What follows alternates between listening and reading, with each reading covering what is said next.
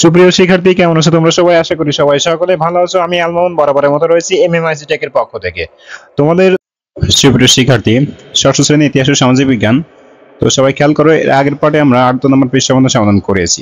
আজকে আমরা সমাধান করব 79 নম্বর পৃষ্ঠা পর্যন্ত, পৃষ্ঠা থেকে। দেখো, এখানে আমাদের বেশ কিছু রিডিং পড়া দেওয়া রয়েছে, এগুলো তোমরা নিজে দায়িত্বে সুন্দরভাবে পড়ে ফেলবে। যে না পড়ো তাহলে কিন্তু তোমাদের আমাদের প্রশ্ন অ্যান্সার গুলো বুঝতে অসুবিধা হবে। তো এখানে দেখো বলা হচ্ছে, চলো শ্যামলী গল্পটি পড়ে আমরা নিজেরা চিন্তা করে বের করি কিভাবে এই সমস্যাটি সমাধান করা যায়। তো এই যে গল্প, এই কিন্তু অবশ্যই তোমাকে পড়তে হবে, না পড়লে কিন্তু কোনোভাবেই কিন্তু পসিবল না। এরপর দেখো আমাদের নিচে কি আছে, আমরা একটু পড়ি। দেখো বলা হচ্ছে, সব দল তাদের উত্তর উপস্থাপন করার পর খুশি আবার জানতে চাইলেন যে তারা তাদের ক্লাবের জন্য কি ধরনের কাজ নির্ধারণ করতে চায়।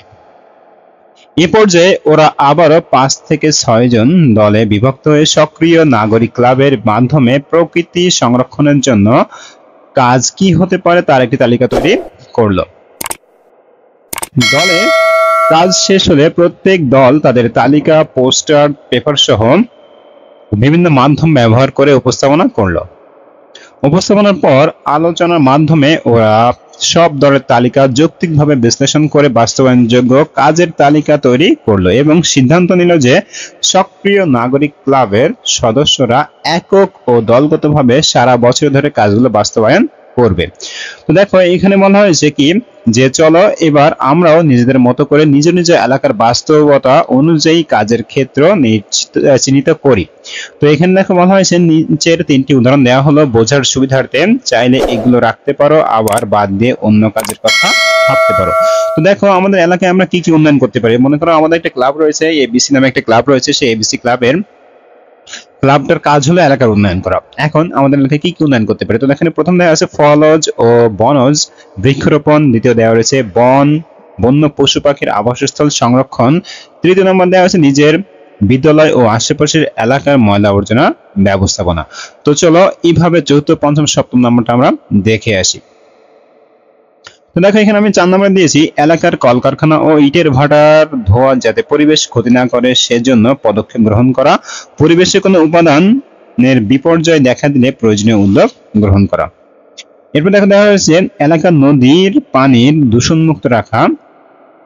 তারপর দেখো 6 নম্বর দেওয়া হয়েছে এলাকার জনগণকে প্রাণী হত্যা বা পরিবেশ দূষণের কুফল সম্পর্কে সতর্ক করা, নির্বিচারে বনের গাছ যাতে কেউ না কাটতে পারে তা নিশ্চিত করা, এবং সর্বশেষ 8 নম্বর দিয়েছি বন বিভাগের সহায়তায় নেকড়ে এনে ছেড়ে দিয়ে বনের তৃণভোজী মাংসাশী প্রাণীর ভারসাম্য রক্ষা করা।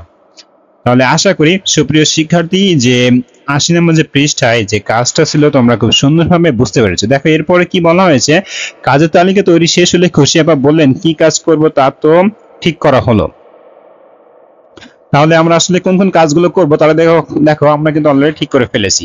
এবার দেখো, এখানে আমাকে একটা মূল্যায়ন দেওয়া রয়েছে। কি বলছে যে চলো এবার চলো আমরা নিজের যুক্ত আত্মমূল্যায়নের ছকে মাধ্যমে প্রকৃতি সংরক্ষণ কার্যক্রম মূল্যায়ন করি। এখন দেখো, এখানে তোমাকে টিক চিহ্ন দিয়ে এটা ফ্লাপ করতে হবে। কিভাবে দেখো আমি তোমাদেরকে বলি, আমরা একটা একটা করে পড়বো এবং সেক্ষেত্রে যদি আমি সম্পূর্ণ একমত হয় তাহলে সম্পূর্ণ একমত করে টিক চিহ্ন দিব, যদি মাঝামাঝি পর্যায়ে একমত হয় তাহলে মাঝামাঝি, আর টোটালি যদি আমার কোনো মতের সাথে মিল না থাকে সেক্ষেত্রে একমত নয়। তো দেখো এখানে বলছে, আমি অন্তত পক্ষে 3টে স্থানীয় বিলুপ্তপ্রায় প্রাণীর সম্পর্কে জানতে পেরেছি। এখন বলো, আমি যে কাজটা করি আমি কি এটা জানতে পেরেছি? যদি আমি জানতে পেরে থাকি তাহলে অবশ্যই সম্পূর্ণ একমত। আর যদি মনে করো না আমি 3টে না আমি 2টা জানতে পেরেছি তাহলে কিন্তু মোটামুটি একমত।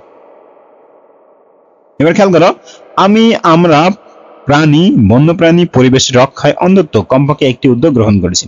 দেখো, বন্য পরিবেশ রক্ষার জন্য আমরা কমপক্ষে একটি উদ্যোগ গ্রহণ করেছি, তো সেক্ষেত্রে আমি মোটামুটি একমত। এবার দেখো, প্রকৃতির সম্পর্কে আমার আগ্রহ সৃষ্টি হয়েছে, অবশ্যই সম্পূর্ণ একমত। তারপর দেখো দিয়েছি বন্যপ্রাণীর প্রতি আমার ভালোবাসা আগের চেয়ে বৃদ্ধি পেয়েছে বা বেড়েছে, তো দেখো এটাও আমি মোটামুটি একমত দিয়েছি। এবার দেখো, আমি ভবিষ্যতে প্রকৃতি ও পরিবেশ রক্ষায় দৃঢ় প্রতিজ্ঞ। এখন ভবিষ্যতে যে আসলে প্রকৃতি এবং পরিবেশ আমি সংরক্ষণ করবো কিনা সেটার প্রতি দৃঢ় প্রতিজ্ঞ। আসলে যদি সম্পূর্ণ একমত হয়ে থাকি তাহলে একমত, আর যদি না হয়ে থাকে তাহলে মোটামুটি একমত।